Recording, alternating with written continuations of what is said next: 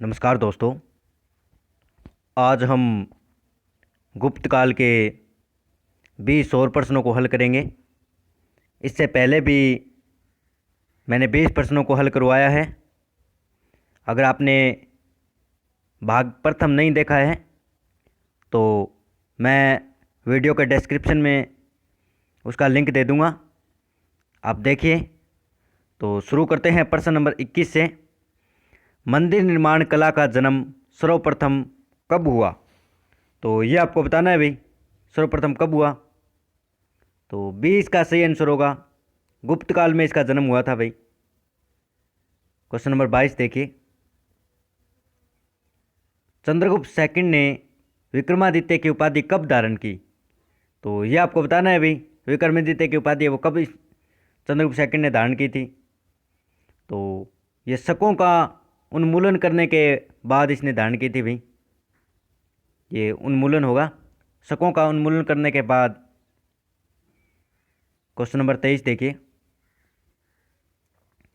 गुप्त काल के सर्वाधिक लोकप्रिय देवता कौन थे? तो ये आपको बताना है भी, सर्वाधिक लोकप्रिय देवता है वो कौन थे। तो 20 का सही आंसर होगा जो विष्णु है वो लोकप्रिय देवता थे भाई। क्वेश्चन नंबर 24 देखिए। चंद्रगुप्त सेकंड ने अपनी किस विजय की खुशी में चांदी के विशेष सिक्के जारी किए? तो ये आपको बताना है भाई। तो सी इसका सही आंसर होगा, शकों को पराजित करने के बाद इसने चांदी के सिक्के जारी किए। क्वेश्चन नंबर 25 देखिए। महरौली दिल्ली स्थित लोह स्तंभ का निर्माण किस सदी में हुआ? तो ये आपको बताना है भाई किस सदी में हुआ। तो ये चतुर्थ सदी में हुआ था भाई। ए इसका सही आंसर होगा। क्वेश्चन नंबर 25 देखिए। फाहियान और हेनसांग के राज्यों को देखा। तो ये आपको बताना है भाई, यहाँ पे क्या आएगा जो। तो फाहियान है, फाहियान के काल में फाहियान किसके काल में भारत आया था? तो फाहियान आया था भाई चंद्रगुप्त सेकंड के काल में। तो चंद्रगुप्त सेकंड को विक्रमादित्य भी कहा जाता है। तो और हेनसांग है वो हर्षवर्धन के काल में आया था। तो ये लीजिए हर्षवर्धन, डी इसका सही आंसर होगा। फाहियान और हेनसांग ने चंद्रगुप्त, विक्रमादित्य एवं हर्षवर्धन के राज्यों को देखा। तो डी एच इसका सही आंसर होगा। क्वेश्चन नंबर 27 देखिए। धन्वंतरी थे, तो ये आपको बताना है भाई धन्वंतरी कौन थे। तो ये एक चिकित्सक थे भाई। 20 का सही आंसर होगा। चंद्रगुप्त विक्रमादित्य के राज दरबार के नवरत्न में से एक, जो कि प्रसिद्ध चिकित्सक थे। 20 का सही आंसर होगा भाई। क्वेश्चन नंबर 28 देखिए। गुप्तकालीन शासन प्रणाली किस प्रकार की थी? तो ये आपको बताना है भाई, ये शासन प्रणाली है वो किस प्रकार की थी। तो राजतंत्रात्मक थी भाई ये। ए इसका सही आंसर होगा। क्वेश्चन नंबर 29 देखिए। फाहियान द्वारा रचित ग्रंथ फुकोकी में निम्न में से किसका विवरण नहीं मिलता है?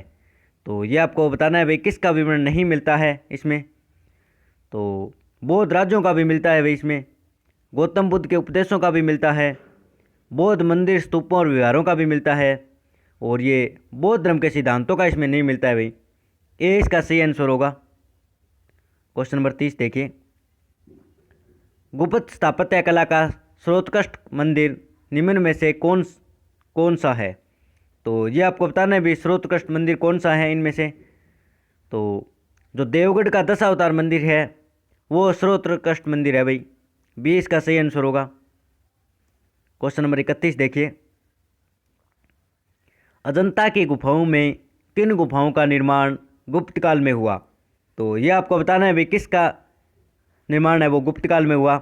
देखिए 16 नंबर का तो गुप्त काल में हुआ था, लेकिन इसका नहीं हुआ, 14 और 15 का। यह भी गुप्त काल से संबंधित नहीं है। तो सी इसका सही आंसर होगा भाई। 16, 17 और 19 इनका निर्माण है वो गुप्त काल में हुआ था। क्वेश्चन नंबर 32 देखिए। अमरकोश के लेखक अमर सिंह किस शासक के दरबार से जुड़े थे? तो ये आपको बताना है भाई ये किसके दरबार से जुड़े हुए थे। तो ये चंद्रगुप्त सेकंड के दरबार से जुड़े थे भाई। और चंद्रगुप्त सेकंड को है हम विक्रमादित्य के नाम से भी जानते हैं, ये भी आप ध्यान रखें, विक्रमादित्य। क्वेश्चन नंबर 33 देखिए,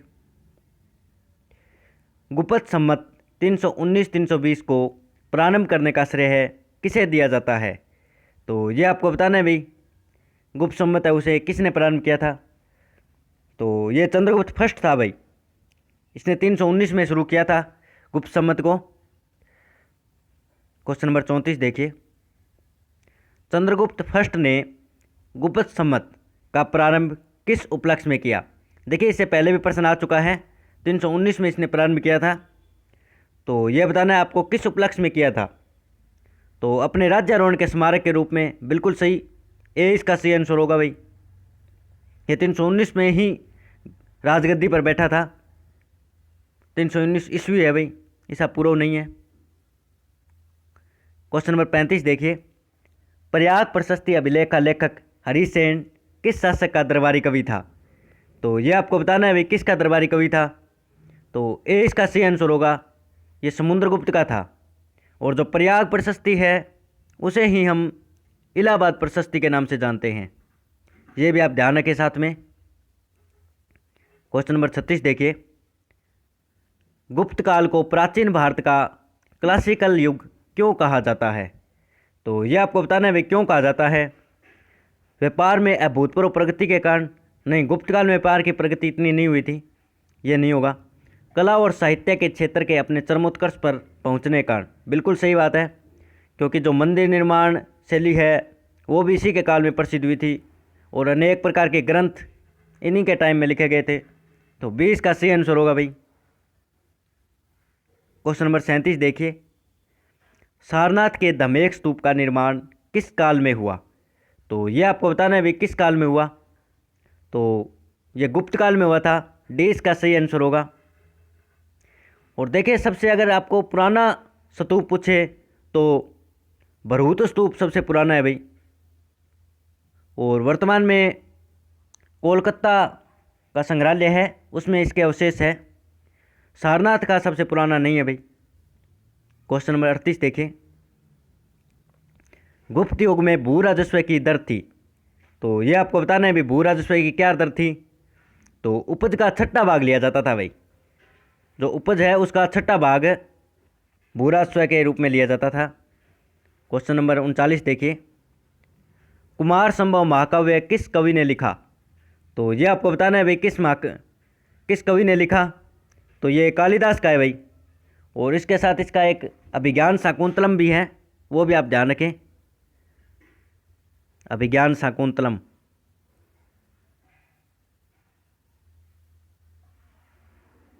क्वेश्चन नंबर 40 देखिए, नालंदा विश्वविद्यालय की स्थापना का युग है। तो ये आपको बताना है भाई नालंदा विश्वविद्यालय की स्थापना किस युग में हुई। तो ये गुप्त काल में हुई थी भाई, और अगर कोई शासक का नाम पूछे तो कुमारगुप्त था भाई, इसका कुमारगुप्त के काल में हुई थी, ये कुमारगुप्त के काल में इसकी स्थापना हुई थी। तो ये थे हमारे गुप्त काल से संबंधित 40 प्रश्न। आप किसी ज़रूरतमंद को ये ज़रूर शेयर करें। धन्यवाद।